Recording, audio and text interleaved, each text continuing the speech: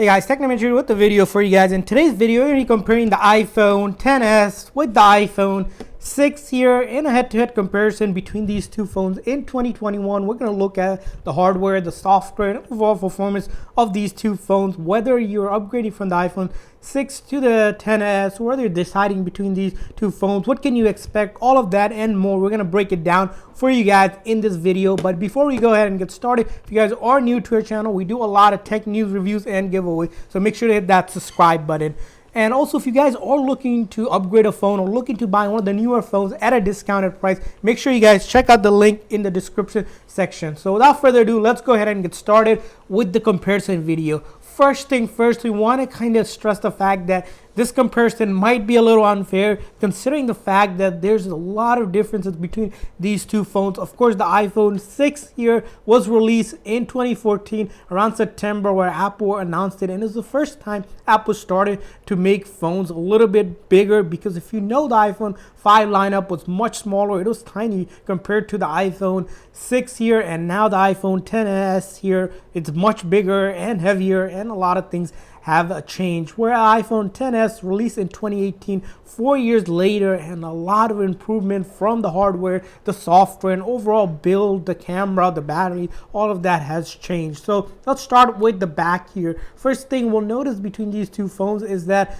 the iPhone XS is bigger, just a little by slightly a little bit here on it, just looking at it, and the material build between these two phones have changed quite drastically. The iPhone 6 here has that aluminum body to it, where the iPhone XS here has that surgical grade stainless steel body with both front and back being glass. And what that glass allows it to do is wireless charging, which is not possible on the iPhone 6 we have in our hand. And of course, other noticeable difference you'll notice is that the iPhone XS here has that dual 12 megapixel camera compared to that only single 12 megapixel camera on the iPhone 6. And we'll also notice other aesthetically changes, that you'll see the iPhone here just on the iPhone XS here just has the word iPhone compared to the iPhone 6s in the back, where it has the label and also met some data around IME and some warning and all of that, which Apple started to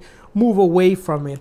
And if we look at the body, another comparison we want to look at is the body on the bottom. You'll notice both of the phones have slightly different build on the bottom. On the iPhone 6, the last generation phone, Apple had that 3.5 audio jack that was available. Starting with the iPhone 7 and above, all of that was removed, and all of your headphones and such are used by the lightning port here. And it could be two ways you can look at it, because it doesn't have that audio jack. When you need to charge and listen to music with your headphones, you're going to have to use a dongle, but if you have the AirPods, you may not need the dongle. So it's a move probably where Apple's trying to push people away to buy more of their product and do a lot more with it. And then if you look at the other feature, that because of that stainless steel, you'll notice the body on the iPhone XS has more reflective, shinier or bezel, versus the iPhone 6 here just had that matte build to it. And if you look at closely, you'll notice that the iPhone XS has a bulkier, more thicker bezel compared to the iPhone 6 because of that build with it. And that's where we want to talk about the weight of these two phones. If you hold it side by side, you'll notice there's a difference between the weight of these two phones, and that's kind of the reason why the build of the glass makes it a little bit heavier for the iPhone XS. How much heavier, you might say? Well, the iPhone XS here weighs around 6.24 ounce or 177 gram, where the iPhone 6 is much lighter. It weighs around 4.5 ounce or 129 grams, almost 40 grams heavier on the iPhone XS because of that build of dual camera. You have that stainless steel that makes it heavier versus that aluminum body on the iPhone 6. Other thing to note about these two phones is that the iPhone 6 here is not water resistant at all, so you can't be taking it for a dive or a swim. On the other hand, iPhone XS here is the IP68 rating, which means that you can take it up to 2 meters, up to 30 minutes underwater without it being damaged. But one thing you do want to note with the iPhone 10s here is that because it has that front and back all glass, is that if you have a crack or anything on it, it could compromise the water resistivity on the phone, and essentially you can have a water damage phone like you would with the iPhone 6. So it depends on how you look at it. It's easier to damage and crack and get a water damage as well. And let's talk about the next feature of these two phones. Of course, on the body, you'll notice the iPhone 6 still here, it has that the first time when Apple released that Touch ID to it with the iPhone 5 here, the 6, it has that fingerprint reader, which if you still prefer that legacy home button because you don't like, having to do Face ID on the iPhone 10s here or the newer phones where you require to set up your face and scan your face to unlock the phone, that might be one trade-off you're seeing between these two phones. And talking about the display here, you notice between these two phones, the display are quite different because it is a lot of going on around the display, and a lot of the unique features between these two phones are the display. The iPhone 6 here has a 4.7 diagonal widescreen LCD display with IPS technology, and that's just Retina HD display with it. And the pixel resolution you get is around 1334 by 750 pixel at 326 ppi, and you're getting a 1400 to 1 ratio of it and a max brightness of 500 nit on it.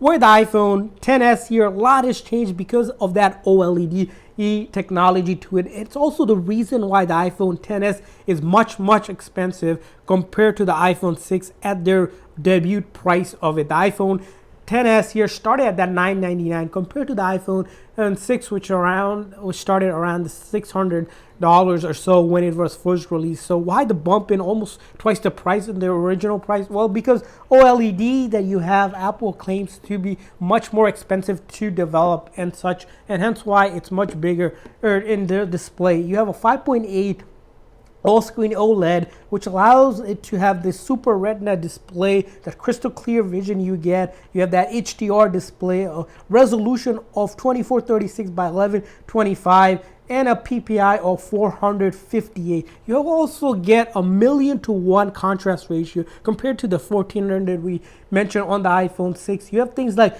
True Tone that allows the phone to adjust its brightness based on the ambient lighting. You also get 3D touch to it, so if you're able to do things like this where if you press and hold you get the option, which is not available on the iPhone 6 here, as you see, and a max brightness of 625 nit on the iPhone 10s. So overall, just a massive improvement around the display of the iPhone 10s compared to the iPhone 6. And let's talk about this other aspect on these two phones. If you're a person that likes to take a lot of photos and videos, what kind of storage can you expect on both of these two phones? Well, the iPhone 6 here, as you can see here, we have is a measly 16 gig in 2021 that does not feel like anything at all. When I downloaded about 10 or 15 apps, it dropped it down to about 4 gigs. So you really don't have much to play with if you have the base model. Where the iPhone 10s here, on the base model, you get 64 gig, almost 4 times the more that you get on the iPhone 6. And the max you can get on the iPhone 6 is actually 64 gig compared to the iPhone 10s, which starts at 64 gig, goes all the way up to 512 gig. So if you're looking for more storage because you take a lot more photo, video, and download a lot of apps, you're gonna have to go with the iPhone 10s here because of that. And lastly, let's talk about the chip between these two phones. What kind of chip does these two phones have? Well, they have varying chips here, and that's where it comes in. The iPhone 6 here, released in 2014, has A8 chip, and then 4 generations later you have the A12 Bionic chip with the 2nd generation of Neural Engine on the iPhone 10s. A lot of improvement around the chip space on this phone, and allows you to do heavy graphic gaming, which the iPhone 6s here lags. The only kind of games you really can play on the iPhone 6 are probably games that don't have much going on in terms of graphic. If you play games like